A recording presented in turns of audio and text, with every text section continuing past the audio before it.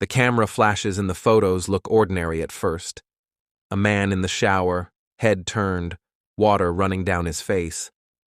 The date stamp in the corner reads June 4th, 2008, early evening, in a suburban house in Mesa, Arizona. In some frames, he is smiling. In the last clear image, his expression has changed. His eyes look wary, almost confused, as if he knows something is wrong, but has not yet understood how bad it will be.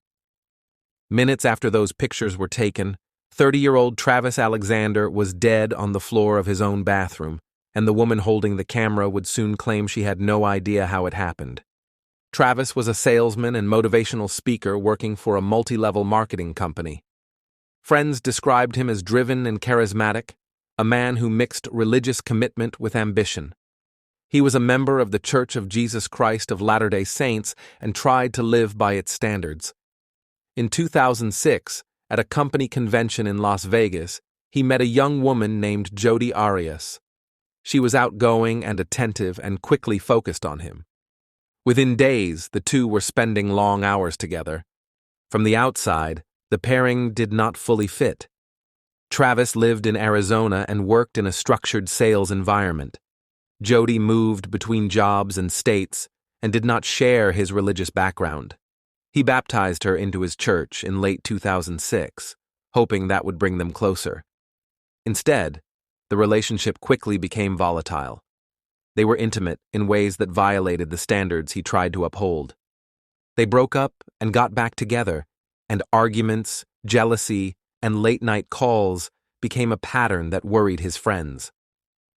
By 2007, those friends said Jodi showed up uninvited and checked his phone and emails.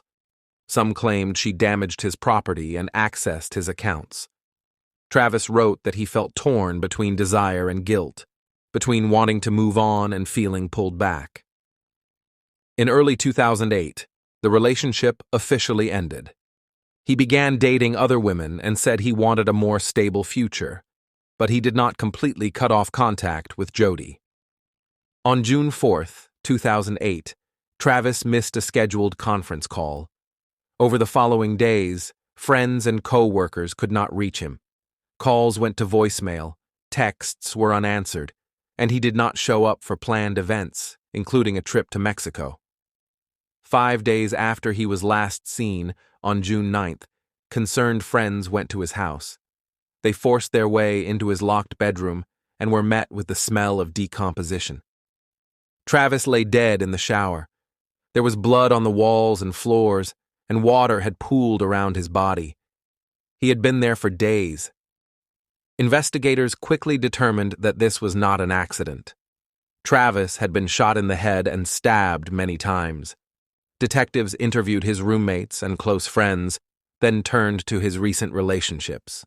The name that kept coming up was the ex-girlfriend from California, who had once seemed to be everywhere in his life, Jodi Arias. At first, Jodi told detectives she had not been in Arizona at the time of the killing. She said she had last seen Travis weeks earlier and that on June 4th she was on a road trip through Nevada and Utah before reaching Northern California. That story began to crack almost immediately.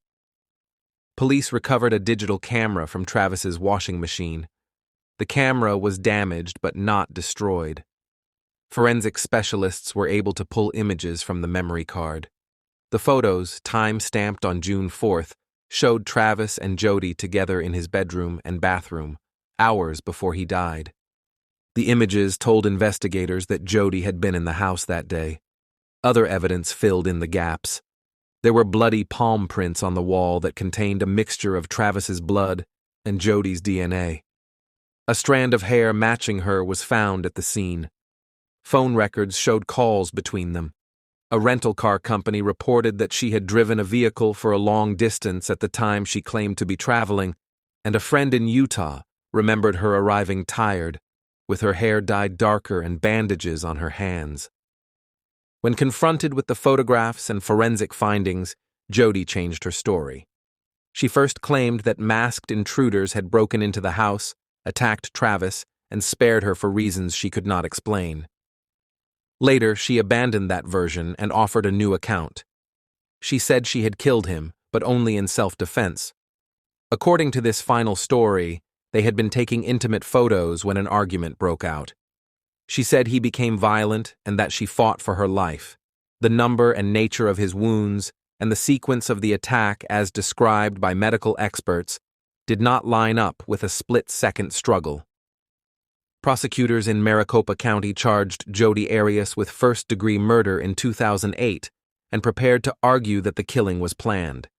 They pointed to Jodi's decision to borrow gas cans for her trip, which reduced the need to stop for fuel, and to phone records showing that her cell was turned off for part of the journey.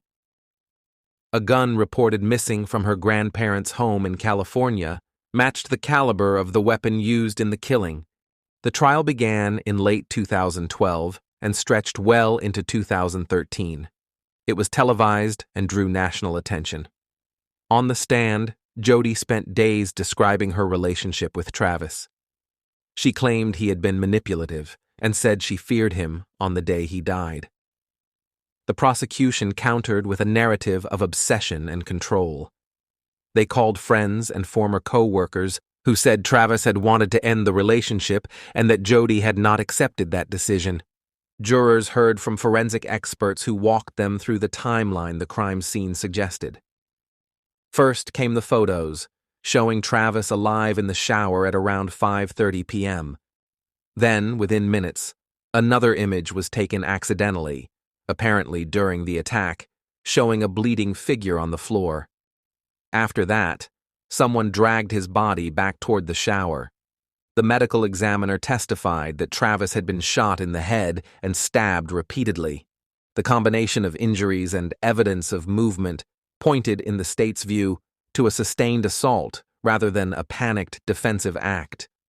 Throughout the proceedings, Jodi's shifting stories became a central issue. Prosecutors used her initial denials and later conflicting accounts to argue that she was willing to say whatever she thought would help her avoid responsibility. The defense tried to frame her lies as the actions of a frightened woman who had panicked. In the end, the jurors had to decide whether the killing was a heat-of-the-moment confrontation or an act planned in advance. On May 8, 2013, the jury announced its verdict. They found Jodi Arias guilty of first-degree murder. During the sentencing phase, prosecutors sought the death penalty, arguing that the brutality of the attack and the deception afterward warranted the harshest punishment. The jury, however, could not reach a unanimous decision on death. A second sentencing jury was also unable to agree, so under Arizona law, the judge was required to impose life instead of capital punishment. In April 2015, the judge sentenced Jodi Arias to life in prison without the possibility of parole. For Travis Alexander's family, it marked the end of a long public process that had forced them to relive his last days in front of cameras and strangers. For others who followed the case, it became a study in how a relationship that began with attraction and affection could spiral into control and finally lethal violence behind closed doors. The case has continued to appear in books and television coverage, but at its core, it remains the story of one man's death in a locked house in Mesa, and the efforts of investigators and jurors to piece together what really happened in the last minutes after that final shower photo was taken. Thank you for listening to Homicide Files. Subscribe for more true crime stories.